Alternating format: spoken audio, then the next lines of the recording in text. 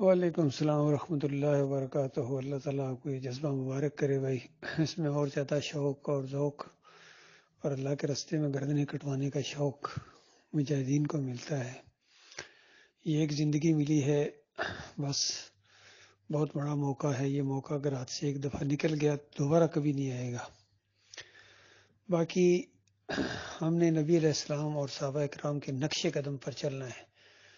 اگر کسی کے نقش قدم پر چلنے کے لیے کہا جائے تو وہ صرف یہی لوگ ہو سکتے ہیں۔ باقی جب تک ہم لوگ ان کے نقش قدم پر چلتے رہیں، سیدھے رہیں، نیک کام کریں تو ہمارا ساتھ دو بھائیو۔ اور اگر ہم ذرا برابر ٹیڑھا ہونے کی کوشش کریں یا کوئی ایسا معاملہ ہو جائے تو فوراً ہمیں سیدھا کرو۔ یہ ہے ہمارے اصلی دوست، یہ ہے ہمارے اصلی بھائی۔ یہ نہیں کہ آنکھیں بند کر کے بس نقش قدم پر چلنا، پھر وہ نہیں بات بنے گی۔ آنکھیں کھول کے توحید کے معاملے میں، ایمان کے معاملے میں آنکھیں کھول کے ساتھ دینا ہے، کیونکہ بڑے خوفناک طریقے سے ہم ڈسے گئے ہیں۔ ہم سوچ بھی نہیں سکتے تھے کہ اتنی پیاری جماعت کا اتنا جو تجربہ کار امیر اور پڑھا لکھا اور سادہ اور تہجد گزار اس طرح ایمان کے معاملے میں دوگلا ثابت ہوگا، اور کس طرح وہ اپنی ضد اور انا کے اوپر انداز حیرت ہوتی ہے مجھے تو۔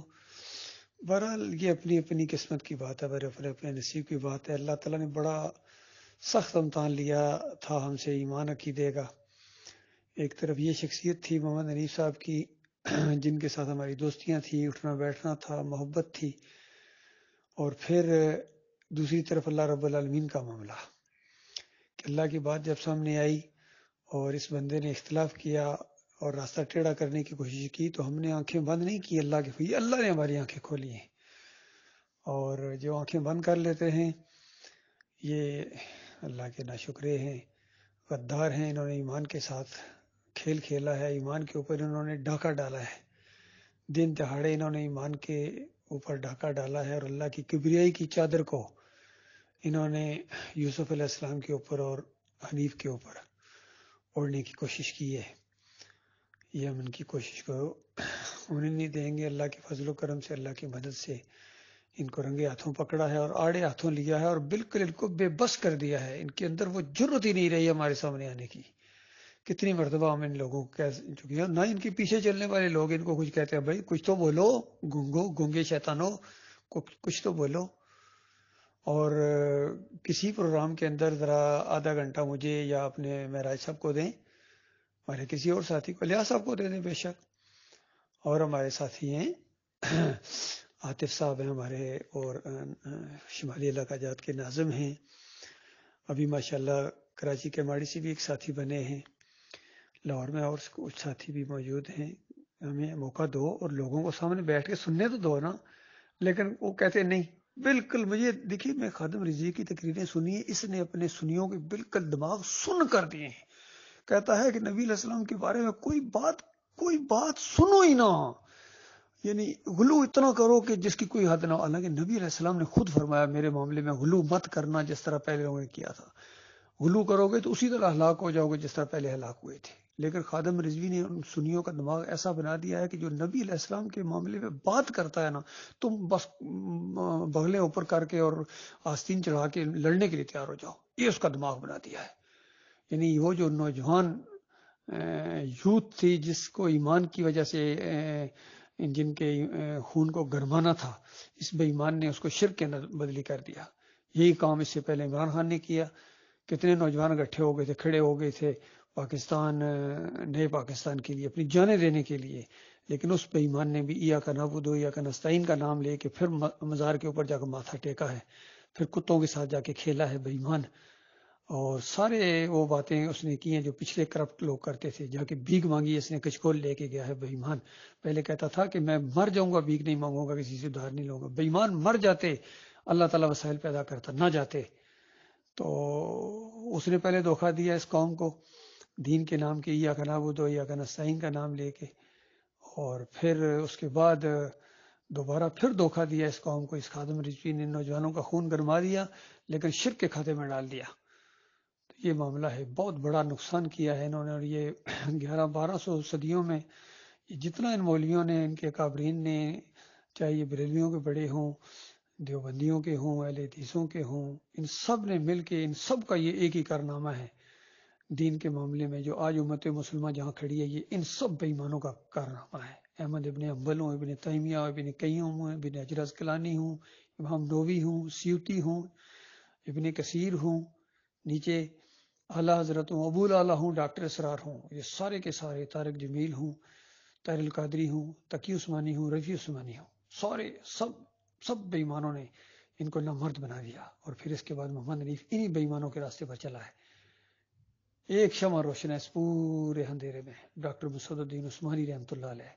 اس اللہ کے بندے نے توحید کی آواز کو اٹھایا ہے اور شرک کی جڑ کے اوپر تیشہ چلایا ہے، اور ہیڈنگ باندھے ہیں کہ سماع موتا شرک کی جڑ ہے، ایت نبی فی القبر شرک کی جڑ ہے. اس طرح اس اللہ کے بندے نے جو ہے وہ کفر اور شرک کی بنیادوں کو کھیڑ دیا.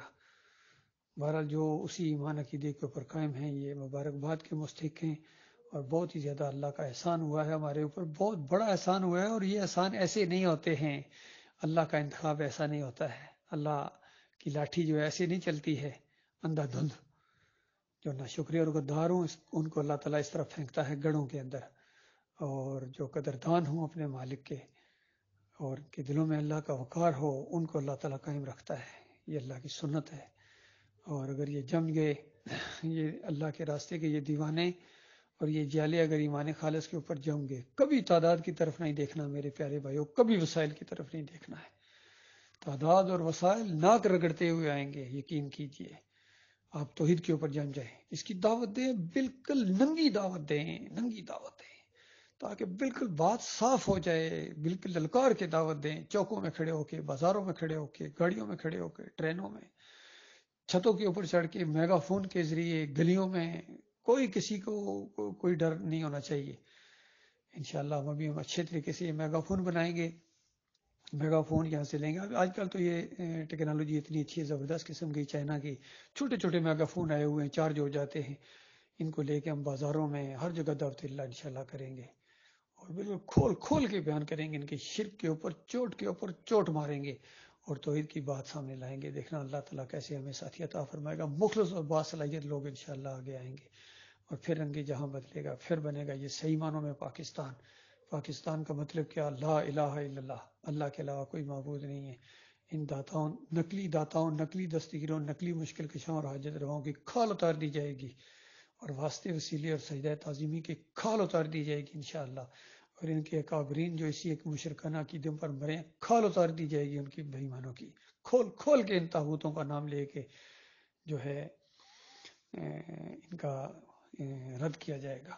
اور آج ایک حدیث میرے سامنے آئے ہیں، ڈاکٹر عثمانی رحمۃ اللہ علیہ نے اس کو پیش کیا ہے کہ نبی صلی اللہ علیہ وآلہ وسلم نے یہ جو 30 دجالوں کا نام لیا تھا کہ دجالوں میں سے دجال جھوٹے یہ آئیں گے، اور نبی علیہ السلام نے نام لیے تھے.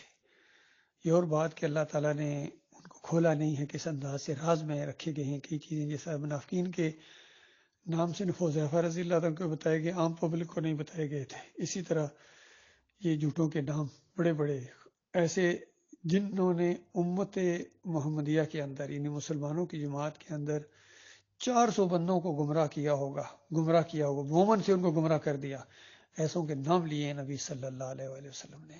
مجھے ایسے لگتا ہے کہ محمد حنیف کا بھی نام لیا ہوگا، کیونکہ جس نے بھی 400 بندوں کو گمراہ کیا ہے وہ مومن ہو اور ان کو گمراہ کر دیا ہو کسی نے، ایسے سخت لعنت کے مستحق ہیں.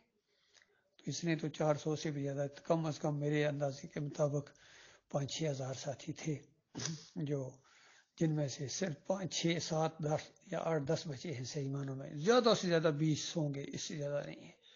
لیکن یہ سارے کے سارے اس نے گمراہ کر دی، ان کو مشرک بنا دیا. اللہ تعالیٰ ان کے شر سے ہمارے مومن بھائیوں کو اپنی پناہ میں رکھے.